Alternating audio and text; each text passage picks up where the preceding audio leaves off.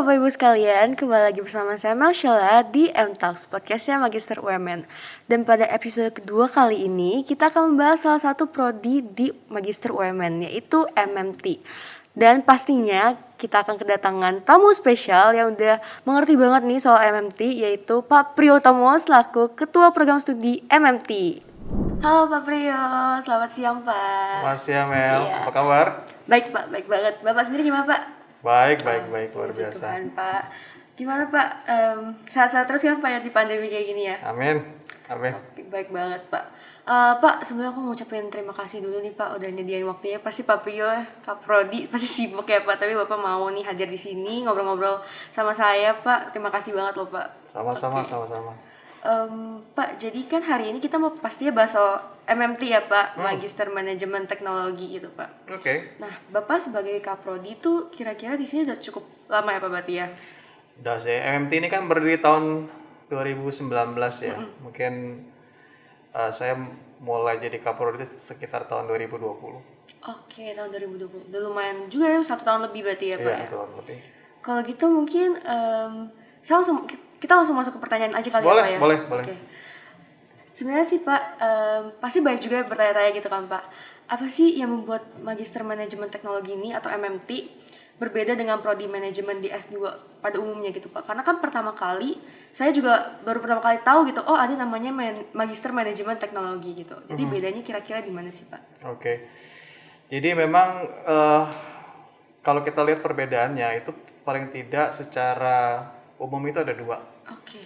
Yang pertama itu bicara mengenai pengalaman daripada student itu sendiri atau mahasiswa yang ada dalam belajar, dan juga adalah arah pengembangan daripada prodi ini sendiri.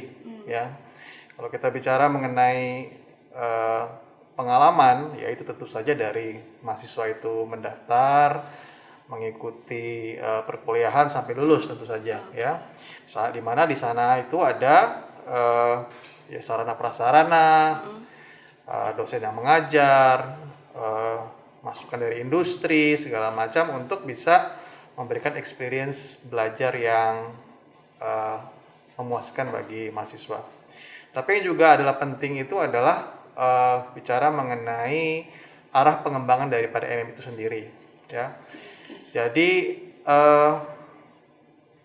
MMT ini memang dibentuk untuk mengakomodasi ataupun melihat potensi yang ada di dalam masyarakat pada saat ini, terutama bicara mengenai bagaimana menciptakan seseorang talent ya yang mengerti mengenai teknologi digital. Oke. Dan talent ini bicara mengenai future leaders maupun juga leaders yang ada di masyarakat untuk mereka dapat diperlengkapi ya.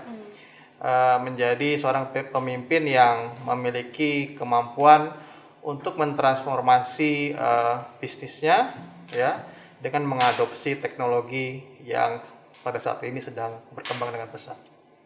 Oke, berarti kayaknya menarik banget ya Pak MMT ini, karena biasanya orang cuma di kampus-kampus aja cuma magister manajemen aja, Ya, tapi fokusnya lebih kepada manajemen ya. Atau mungkin sebagian besar kebanyakan itu memang fokusnya kepada manajemen.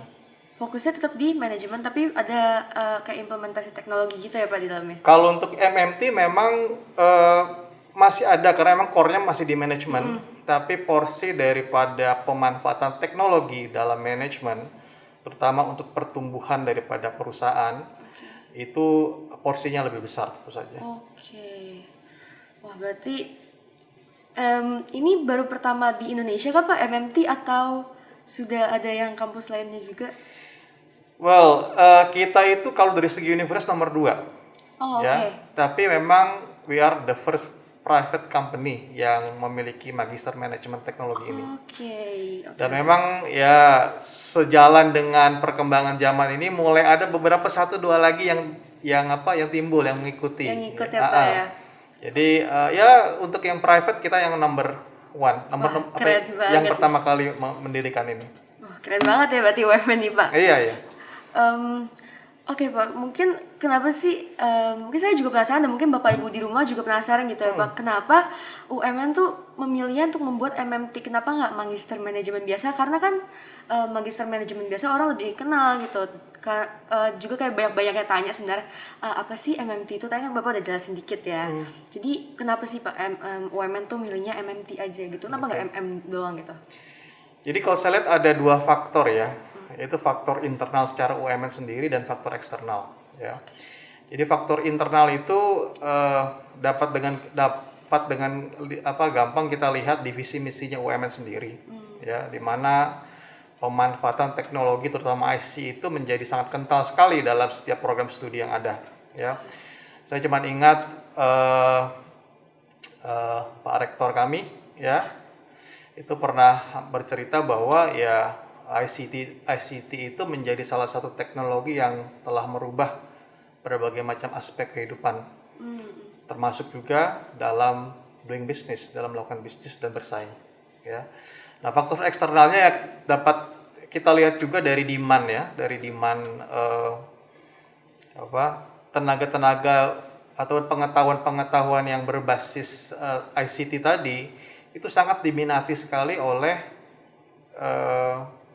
para pekerja ataupun karyawan dari non ICT department. Ya, biasanya kan orang yang teknik ICT teknologi itu datangnya dari IT department gitu kan. Iya, Nah, IT. ini requestnya ini malah kebanyakan itu dari non IT. Oke. Ya. Kita lihat juga future jobs ya, role-role yang timbul dari teknologi ini itu semua itu berbasis teknologi semua ya, digital marketing managers ya, digital transformation specialist, digital business specialist. Nah, itu dapat kita lihat bahwa memang demand-nya semakin lama semakin meningkat. Oke. Berarti emang kalau dilihat kayaknya permintaan sekarang serba teknologi itu meningkat ya Pak ya? Iya, ya Meningkat itu banget. change the way people work ya, apalagi dengan pandemi sekarang ini orang belajar juga berubah caranya ya. Mungkin kamu suka juga main game gitu ya, the game Benar-benar. how the game is being play is berubah juga gitu. Semuanya serba online sekarang dan Betul, kayak pemanfaatan betul. teknologi Bukan memang. hanya online, banyak hal aspek lagi yang mungkin bisa dipelajari. Oke Pak. Berarti emang semuanya serba kayak kedepannya mungkin hampir semuanya bakal serba teknologi sih Pak Ya kayaknya itu ya. keniscayaan ya, maksudnya Iya. semuanya akan arah ke sana. Ya kita make sure bahwa memang para talent yang ada ya, tadi yang saya udah bilang bahwa leader of the future itu ready atau siap untuk menghadapi transformasi digital yang ada di industri. Kalau Bapak sendiri udah siap belum nih Pak Apa? menghadapi transformasi Pak? Ya. Pastinya sudah ya. Transformasi ini kita lihat harus sebagai satu perjalanan ya, tergantung dari mungkin kita nyebutnya itu maturity daripada masing-masing perusahaan juga, ya. Jadi kalau dibilang saya apakah siap, ya ini bukan juga saya sebagai seorang diri ya, karena memang harus ada the whole team ya, keseluruhan the whole juga ya, Pak. organization harus memang mensupport transformasi digital yang ada. Oke, wow, jawabannya sangat-sangat lengkap dan membuat saya melihat kayak perspektif yang lebih jauh gitu loh Pak. Ya.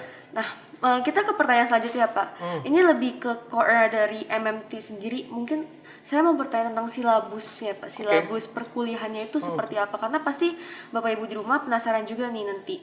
Gitu Pak. Untuk silabusnya mungkin bisa dijelaskan gitu Pak. Oke. Jadi memang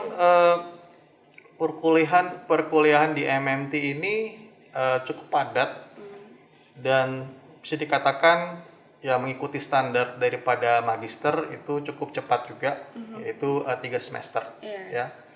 Jadi di semester pertama itu memang kita ada total sekitar 15 SKS yang dibawakan selama 5 hari berturut-turut setiap hari. Jadi memang pada saat ini program yang ada itu adalah dilakukan di malam hari untuk mengakomodasi orang-orang yang bekerja ya, dan itu berlangsung selama 2 semester ya. Nah, mungkin di semester ketiganya akan lebih banyak fokus terhadap penyelesaian daripada tugas akhirnya. Oke, berarti biasanya dalam satu SKS itu kira-kira berapa lama Pak? Kan ada 15 SKS ya? Oh, ya dalam satu mata kuliah itu ada yang 2, ada yang 3. Oke, berarti dalam sehari lumayan banyak juga ya mata kuliah dan dipadatkan banget ya? Satu hari itu satu mata kuliah. Oh, satu mata kuliah aja Pak? Iya, betul. Berarti untuk jadwalnya sendiri biasa dari after office hour? Office hour Monday to Friday. Dari Senin padat banget berarti ya? Iya, memang padat ya. Karena memang tadi dibuat memang untuk orang yang sibuk juga, yang ingin cepat ya, sesuai dengan teknologi juga kan cepat ya. Everything Jadi is fast ya Pak? everything is fast. Jadi kita coba untuk memaksimalkan waktu yang ada. Oke, baik Pak. Terus untuk ini Pak, metode pembelajarannya mungkin, metode selama perkuliahan pembelajaran itu seperti apa? Apakah kalau di MMT sendiri akan banyak teorinya, atau banyak studi kasus, atau banyak ke discussion, atau seperti apa Pak? Oke, jadi memang pasti ada konsep-konsep teori yang diajarkan ya pada saat di MMT. Cuman memang kita lebih banyak berfokus kepada collaborative learning ya. Collaborative learning itu dalam arti mahasiswa dengan mahasiswa itu saling berkolaborasi untuk menyelesaikan tugas mereka atau mencapai tujuan mereka, ataupun juga ya mahasiswa dengan dosen terkaitnya ya, baik dengan dosen yang ada di kampus di Indonesia ini maupun dengan partner-partner kami yang ada di luar negeri ya.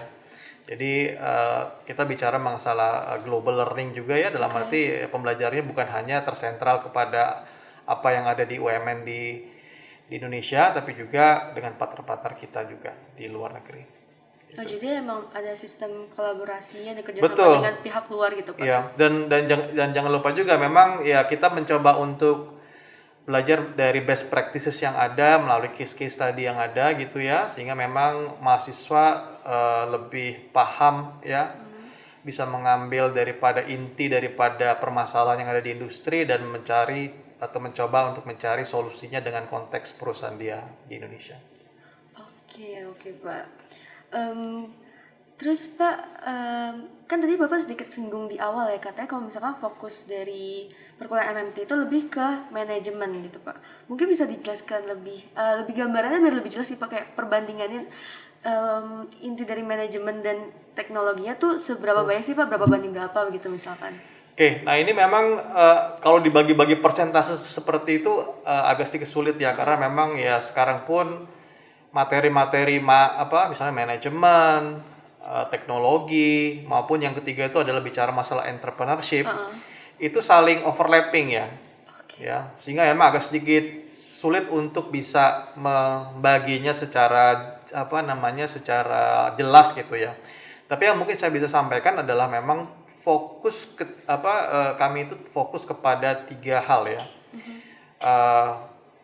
Kalau dari segi disiplin ilmunya ya, dari segi manajemen, entrepreneurship, dan juga teknologi terutama ICT.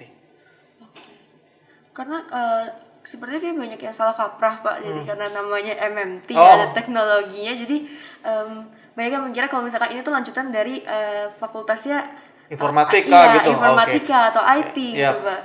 Bukan sih ya, jadi memang ini core-nya masih manajemen ya, tapi di atasnya itu ada penambahan lebih banyak bentuk teknologinya, tapi teknologinya ini bukan teknologi seperti kayak coding segala macam ya, tapi lebih kepada bagaimana pemanfaatan teknologi tersebut ya untuk tadi sebuah perusahaan dapat bersaing lebih lagi, mencapai market yang lebih luas lagi gitu ya, memiliki efektivitas daripada internal proses yang mereka miliki ya. Jadi lebih ke arah sana, lebih kepada value of IT atau teknologi terhadap manajemen dan entrepreneurship ya. Oke, berarti bukan karena ada teknologi semata-mata teknologi jadi bukan.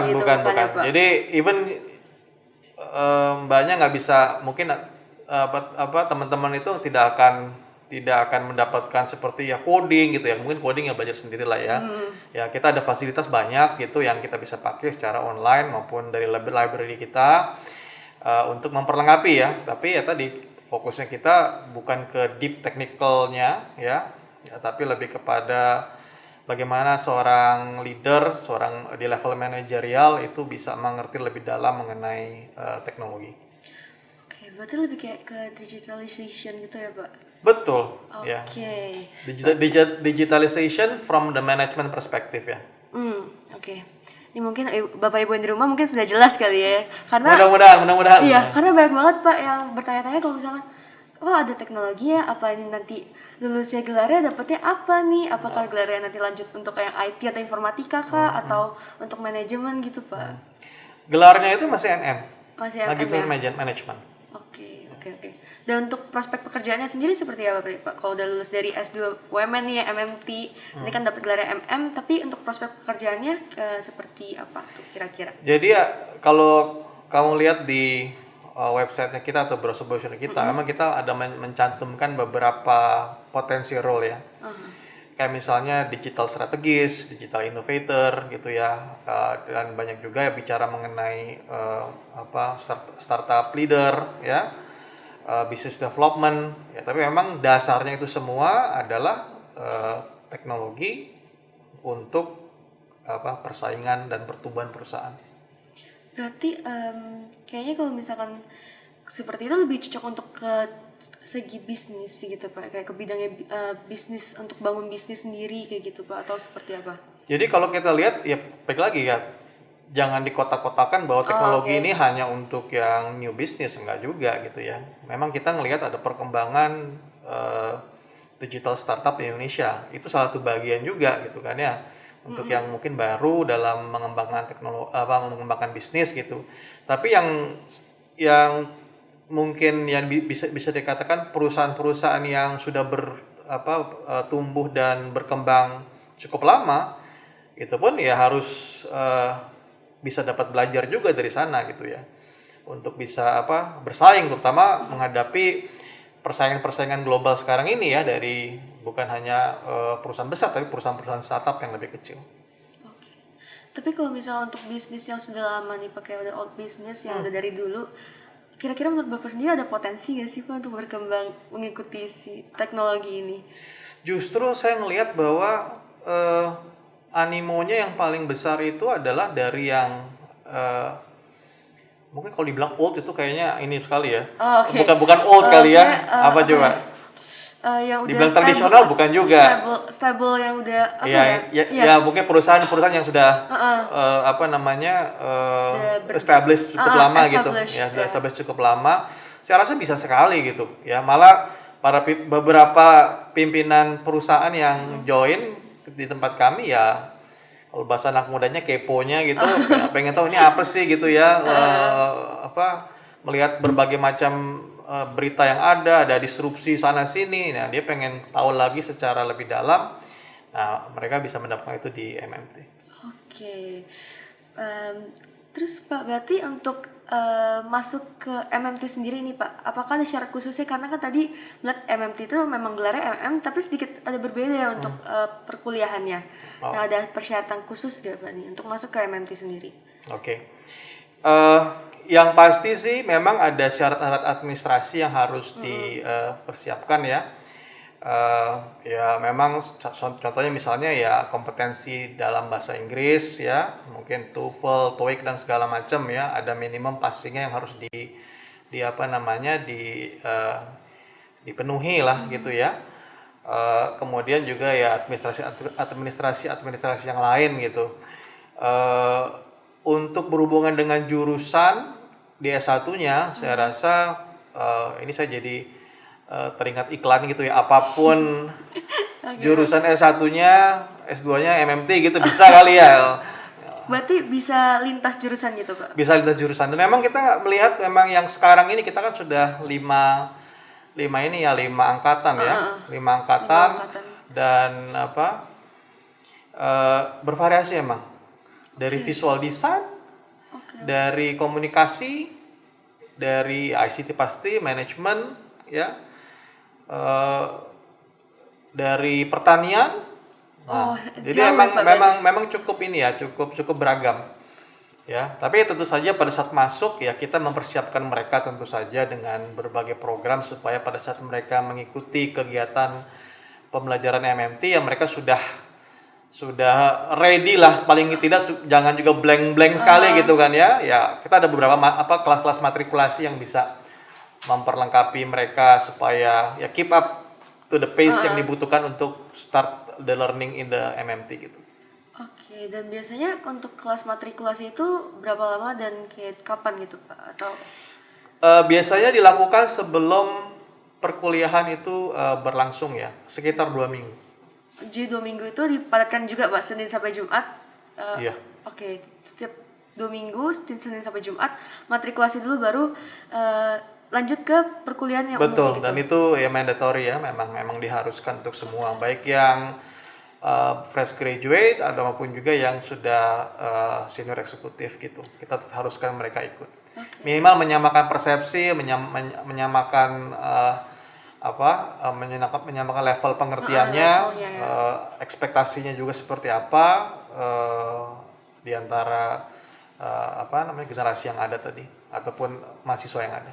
Oke, meskipun pas dia S1-nya itu udah lulusan manajemen juga, itu tetap harus matrikulasi Pak? Harus.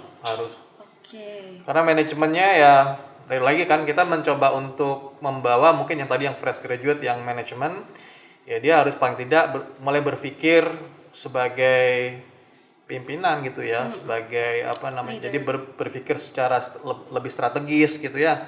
Nah, itu kita berikan pada saat matrikulasi. Oke.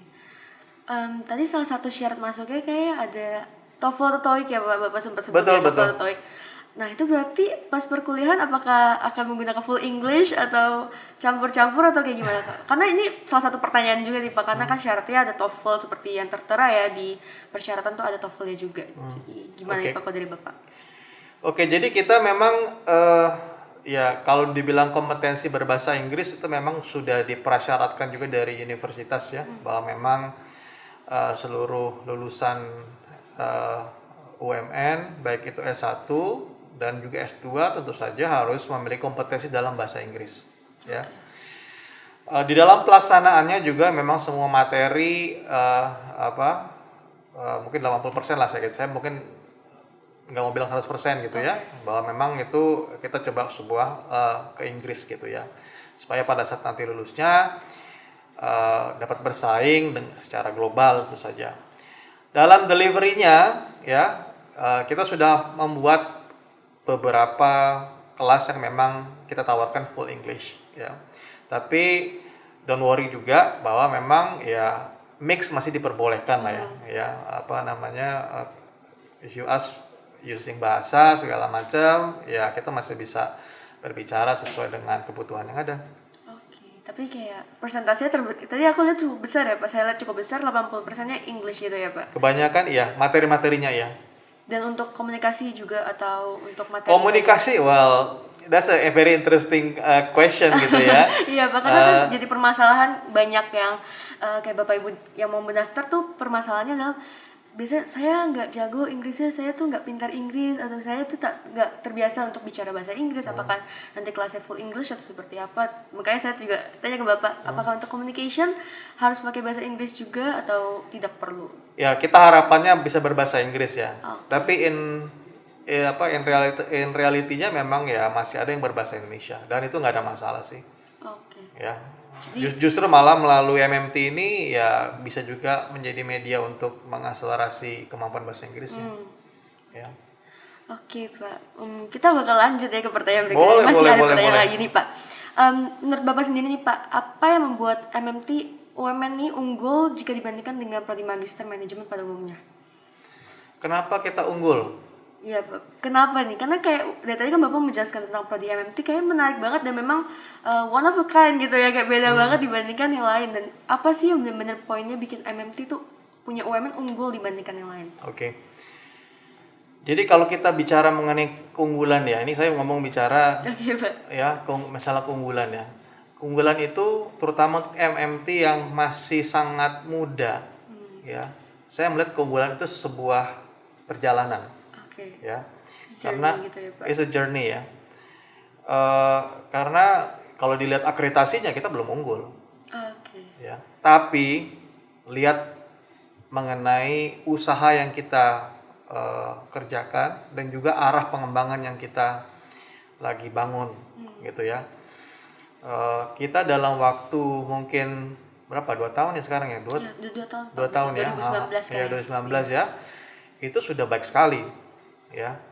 Jadi itu effort daripada semua semua dosen yang ada, semua member of the faculty yang ada, dan komitmen daripada pimpinan kami untuk bisa menjadi program studi yang unggul ya. Mudah-mudahan dalam waktu dekat ini. Oke, Pak. Ya, amin gitu. Amin, kita aminin dulu ya, kita aminin dulu. Ya, tapi Biar ya itu maju. saya ngelihatnya bukan cuma oke, at this point of time kita unggul enggak nih gitu kan. Iya. Kalau dibandingin dengan universitas yang udah ratusan tahun ya kita pasti kalah lah. Iya, ya kan? pasti sih, Nggak Pak. mungkin dong. Tapi kalau kita lihat arah trajektori pengembangannya dalam very short period of time ini kita sudah mencapai apa yang kita sudah ada, nah itu suatu hal yang luar biasa menurut saya sih. Yaitu kerjasama tim yang ada dan komitmen daripada pimpinan universitas juga. Oke, kita beri tepuk tangan dulu Oh, ya iya, untuk Pak. iya. Nah, Pak, selama 2 tahun journey itu, Pak, apakah dari Prodi MMT sendiri ada kesulitan apa nggak, Pak? Karena kan tadi ya Bapak bilang untuk yang punya suatu keunggulan is a journey kan. Dan selama 2 tahun ini kan kayaknya udah sangat-sangat cukup hebat banget UMN bisa sampai ke titik ini gitu. Jadi dari Bapak sendiri sebagai kaprodinya MMT, adakah kesulitan yang benar-benar berasa banget atau ada suatu hal lain gitu Pak yang benar-benar buat Bapak merasa kayak wow ini journey-nya benar-benar sangat-sangat hebat gitu. Ya, saya melihat ya tentu saja dari segi kemampuan dosen segala macam memang itu sesuatu kewajiban dari kami untuk terus untuk mengembangkan. Jadi ya tentu saja dalam pertumbuhan ini ya kami harus mencari juga dosen-dosen yang qualified untuk menyongsong tadi ya transformasi ataupun pemanfaatan teknologi digital ke depannya. Dosen manajemen banyak ya. Yeah. Tapi dosen manajemen yang mengerti mengenai teknologi, nah itu yang Jarang. saya nggak bilang jarang, kamu yang bilang jarang. Saya mungkin mengisi aja sih Pak, saya kira Bapak bakal jawab jarang gitu, ternyata enggak Pak. Berarti kamu yang jawab gitu kan ya, bukan saya yang jawab. Ya jadi masih ada gapnya lah ya, masih ada gapnya ya. Kemudian yang baik lagi kan memang dari segi pengembangan daripada program studi ya, kurikulum yang ada ya, kita inginnya sebenarnya semakin lama semakin dekat dengan industri ya, apa yang dibutuhkan industri, melihat konteks persaingan pada saat ini ya, kita make sure bahwa ya pada saat lulusan tadi itu lulus memang dia benar-benar bisa bersaing ya. Makanya mungkin saya tadi juga lupa kasih tahu output daripada MMT sangat penting sekali bagi kami ya. Output dalam arti bahwa hasil yang mahasiswa yang lulus tadi itu memang harus bisa menghasilkan sesuatu yang punya impact bagi bisnis mereka. Ya, topik-topik permasalahan yang mereka ambil pun ya itu harus real case gitu ya. Jangan juga ya mungkin abal-abal gitu ya. Case-casean gitu ya. Nah, tinggal memang harapannya adalah tadi by the time they graduate from MMT ya mereka bisa berkontribusi mungkin minimal ke bisnisnya mereka ataupun ke masyarakat umum secara lebih luas pada umumnya gitu. Oke, jadi maaf ya Pak, tadi bukan maksudnya jarang gitu, cuman saya emang terjebak ya tiba-tiba saya. Ya mungkin memang itu suatu challenge ya Pak kayaknya, karena MMT juga tadi kata Bapak nomor 2 sebagai private university yang punya MMT kan baru kedua kan ya, jadi benar, bukan nomor 2 loh ya. Tapi kita yang kedua gitu Pak. Yang kedua dalam arti bukan peringkatnya, tapi kita itu yang private yang pertama, tapi yang dibentuk gitu ya. Beda loh nomor 2 dengan urutan kedua tuh beda gitu ya. Iya, nah, maksudnya gitu. Saya gitu terjebak lagi saya. Terjebak mulu nih ya ampun. Mungkin kita lanjut ke pertanyaan terakhir nih Pak ya. Oke. Udah kejebak mulu, saya akhirnya masuk pertanyaan terakhir. Gak ya Pak, bercanda ya Pak, seru kok ngobrol sama Bapak. Nah, Ini mungkin jadi salah satu pertanyaan yang banyak ditanyain juga nih Pak sama yang mau mendaftar di UMN di MNT UMN. Untuk perkuliahannya itu apakah rencananya masih online kan untuk kedepannya atau hybrid atau full offline atau seperti gimana nih Pak? Oke. Karena banyak banget kayak peminat dari luar kota gitu.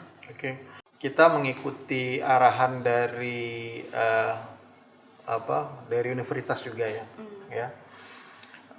Jadi memang benar-benar kalau memang keadaannya nanti sudah benar-benar normal gitu, diperbolehkan offline, ya kita akan balik lagi ke offline, tentu saja.